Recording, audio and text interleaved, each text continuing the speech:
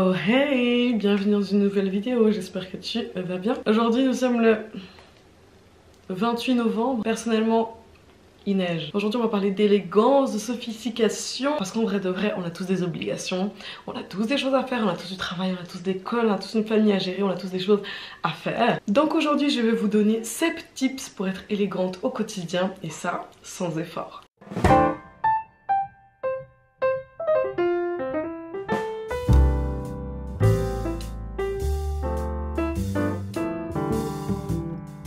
Hi, mon nom c'est Jessica Thompson, ici on parle mode et féminité. Si c'est deux thèmes qui t'intéressent, n'hésite pas à t'abonner. Mon premier point, mon premier tips, mon premier conseil pour vous les filles, ça va être en fait de toujours être coiffée. Vraiment toujours avoir les cheveux on flic. Alors je dis pas que vous êtes obligé de faire vos meilleures boucles tous les jours comme ça, mais par exemple si un jour vous avez la flemme, faites un simple chignon, mais un chignon propre qui est bien tiré et on n'en parle plus. La coupe de cheveux ça va élever ta tenue, donc tu peux porter ton meilleur jeans, t-shirt.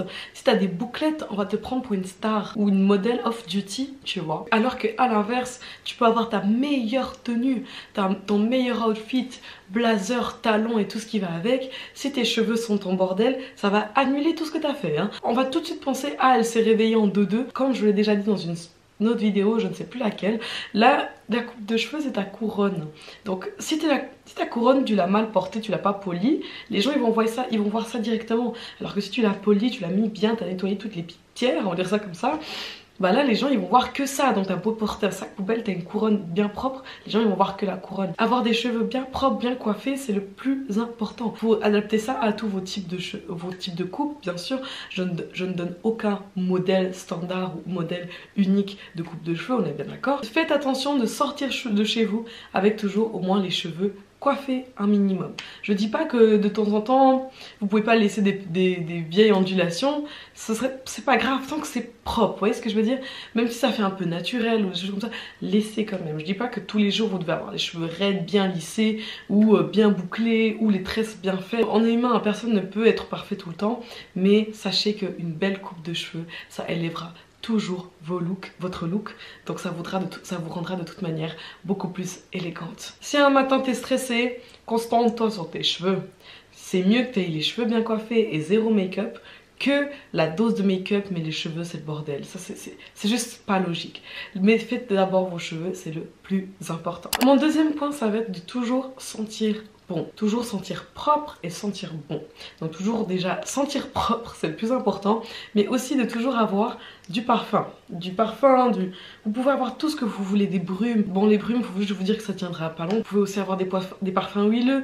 Ça je le sais parce qu'en fait pour mon cours de travaux pratiques intégrés pour ma formation, on a en fait un module où on doit développer un produit et le commercialiser, et moi je vends des parfums huileux, enfin des senteurs bien-être. Sachez qu'il y a plein d'alternatives à pouvoir sentir bon, mais essayez de sentir bon. Il y a aussi, si jamais ça existe aussi des parfums pour les cheveux, ok. Essayez de réfléchir par exemple à votre crème pour la peau. Genre si votre crème pour la peau ne sent pas bon, sachez que les gens c'est ce qu'ils vont sentir en premier. Et le pire c'est que l'odeur d'une personne, ça rentre assez rapidement dans l'inconscient humain. Avant que tu aies ouvert la bouche, tu aurais déjà senti presque ton odeur et les phéromones que tu dégages. Encore une fois, l'humain est un animal, il a tendance à l'oublier, mais c'est vrai. Du coup, l'odeur, ça amène beaucoup en fait chez quelqu'un. Et en fait, quand tu sens l'odeur de quelqu'un, en fait, tu te fais une idée directement sur la personne sans t'en rendre compte.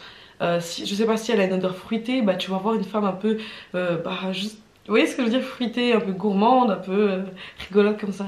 Alors que si tu sens du Coco Chanel, tu vas te dire oula, c'est une dame, il faut pas blaguer avec elle. Alors que si tu pues, bah, la personne peut-être elle aura pas envie de t'approcher, elle aura pas envie de te parler. Donc ça c'est pas très pratique, que ce soit par exemple au boulot, au travail, en date, ça peut être pour plein de choses. Essayez de sentir toujours bon et de le mettre toujours dans des endroits stratégiques.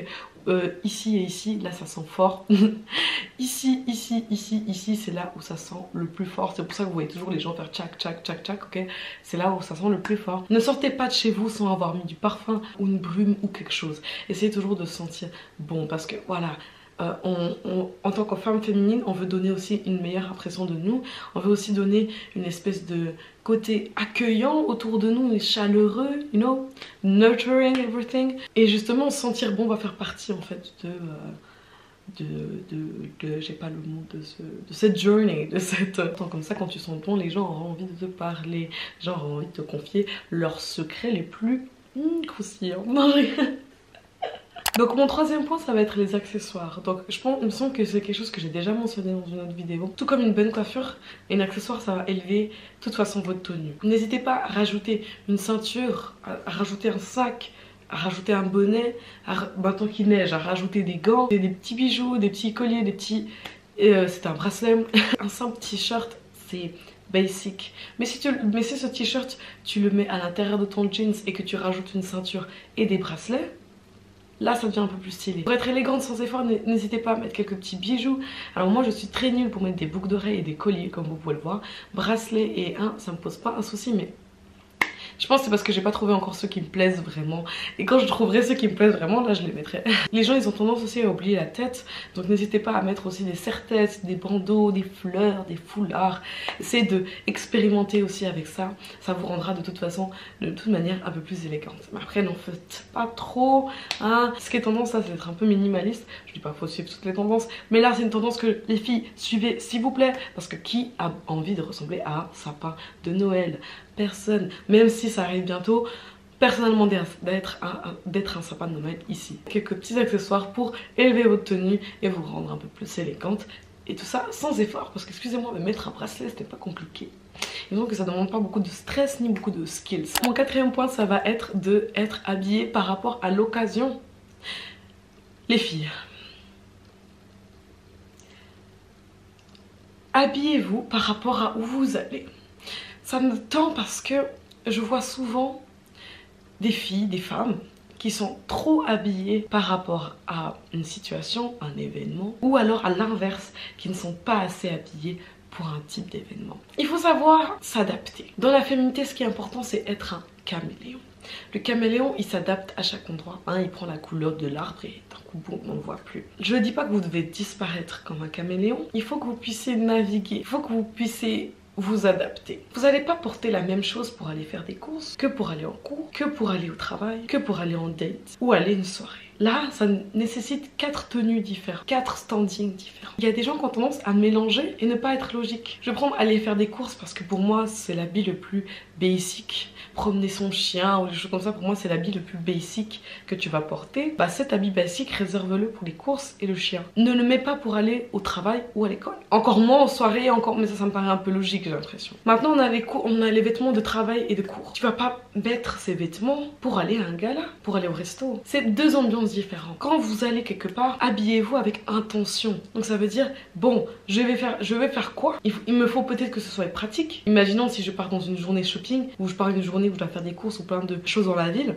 bah je sais pas, je vais peut-être opter pour des baskets. Alors que si par exemple je vais à un date, je vais peut-être opter pour un petit top un peu cute comme celui-là, j'en sais rien. Ne mélangez pas tout, ne mélangez pas tout. Pour moi, ça peut devenir du manque de respect. Du coup, sachez vous habiller en conséquence. Et ça donne une bonne image de vous et les gens vous prennent au sérieux si vous êtes habillé en conséquence aussi. Mon 5e point, ça va être de faire attention à l'état de ton vêtement quand tu sors. Est-ce qu'il est froissé? Est-ce qu'il a une tache? Est-ce qu'il y a des poils de chat? Est-ce qu'il y a du fond de teint? Essayez de regarder l'état de votre vêtement avant de sortir. Alors je sais que ça arrive. Moi ça m'est déjà arrivé de sortir et d'oublier de passer un coup de rouleau à cause des poils de mon chat. Ok, ça arrive à tout le monde, c'est normal. Ça m'est déjà arrivé de sortir avec une chemise froissée. Voilà. Mais du coup ça aussi ça baisse aussi le level de ta tenue, de ton apparence. Essayez de toujours sortir avec des vêtements qui sont repassés et qui sont propres, qui n'aient pas de taches de café, des taches de déjeuner, de taches de chocolat, j'en sais rien, mais essayez de toujours avoir vos vêtements en ordre quand vous sortez. Par exemple, moi je suis très nulle pour repasser, je déteste faire ça, ça me fatigue. J'ai pensé à quelque chose qu'il fallait que je me procure au plus rapidement, ça va être un steamer. Je vais en procurer un, je vais tester et je vous dirai ce que j'en pense, ok? Mais je sais que c'est une manière très rapide et très pratique de repasser ses vêtements sans vraiment avoir sortir la table, sortir le machin et tout. C'est pénible, c'est hyper pénible, je déteste faire ça. Je préférerais que quelqu'un le fasse à ma place, j'en sais rien, mais c'est un peu mon côté princesse peut-être qui parle. Je déteste tellement faire ça que je fais attention à quel type de vêtements j'achète à cause de ça. Mais faites attention au maquillage, sur les vêtements, faites attention aussi à la nourriture, au café. Ok, l'autre jour j'avais une tache sur ma chemise blanche de café, ça m'a trop énervé, mais c'est pas grave, ça arrive. Mais sachez que justement pour être élégante sans effort, avoir des vêtements en bon état et propres, c'est aussi très facile. Et c'est une manière d'être élégante sans faire grand chose. Faut juste éviter de renverser votre nourriture sur vos vêtements. Ensuite, mon avant-dernier point, ça va être d'avoir une manicure fraîche, d'avoir les ongles manicurés de manière simple, frais et pas trop criard, ni vulgaire, ni extrême. Comme voilà, mes petits ongles. Bon, moi ça mérite d'aller refresh. Je ne veux pas voir d'ongles avec le vernis à moitié enlevé. Non, non, non, vous ne sortez pas si vos ongles sont comme ça. Non, j'abuse, mais vraiment, faites attention à ça. Si vous faites des manicures simples, ce sera plus facile à tenir, ok? Il faut qu'en fait, en tant que femme féminine, les détails soient propres. Il faut que ça ait charme, mais sans en faire trop, encore une fois. Je renvoie en fait mon point là à ma vidéo, comment être toujours belle. Les ongles criards, vous allez les voir à 10 000 km et c'est pas joli et c'est pas logique et on dirait qu'avec tes mains tu peux même pas travailler. En vrai de vrai, pour moi, plus c'est court mieux c'est. Parce que si c'est long, on dirait que tu peux même pas taper à l'ordinateur. Je sais que c'est un art, hein, je sais que c'est un art et vraiment je ne minimise pas du tout cet art. Faites des choses simples, naturelles, faciles à faire que vous pouvez reproduire plusieurs fois. Moi mes ongles sont simples mais ils méritent d'être refaits. Bah du coup vu qu'ils sont simples, personne ne remarque tout de suite qu'ils méritent d'être refaits. Alors que si tu as des ongles vraiment qui attirent l'œil, dès la moindre repousse faut les faire parce que tout le monde va remarquer vu que tout le monde regarde tes ongles directement, vu que, excuse-moi, tu as des dollar signs dessus, c'est un peu normal que je regarde quoi. Je prends le temps en général toutes les 3 semaines plus ou moins pour aller refaire mes ongles et qu'ils soient correctement faits, propres. Des choses simples et qui vont du coup qui iront avec tous vos vêtements. Parce que si quand vous commencez à avoir des couleurs assez extravagantes sur vos ongles, on verra que ça parce que du coup vos vêtements n'iront pas avec ce que vous portez. Ayez des ongles toujours propres, faits. Et les pieds aussi.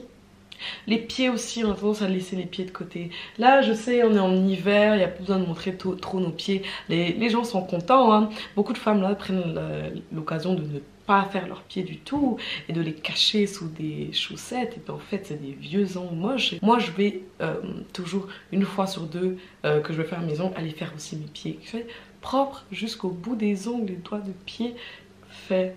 Et ça, c'est être élégante, mais sans rien faire. Vraiment, vous avez vos pieds et vos ongles de main faits. On vous considère déjà comme une femme monstre sophistiquée alors que vous avez juste fait un essentiel de la beauté, je dirais pour moi. Enfin, de la maintenance. Voilà, un essentiel de la maintenance de notre corps. Parce que, oui, on peut appeler ça maintenance parce que oui, ça coûte cher à l'entretien. Et ici, il faut toujours faire en sorte que l'engin tourne. Et qu'elle soit propre aussi cet engin. Favorisez des ongles simples, sans trop chichi, mais il faut qu'ils soient manicurés assez souvent et on ne veut pas de ongles craquelés. Le pire c'est que c'était une tendance ça, à un moment d'avoir des ongles craquelés, non? Je préfère que vous ayez rien du tout sur vos ongles que des ongles craquelés. Ok. Ensuite, mon dernier point, tout comme les ongles, ayez un maquillage simple et élégant. Un maquillage facile à reproduire.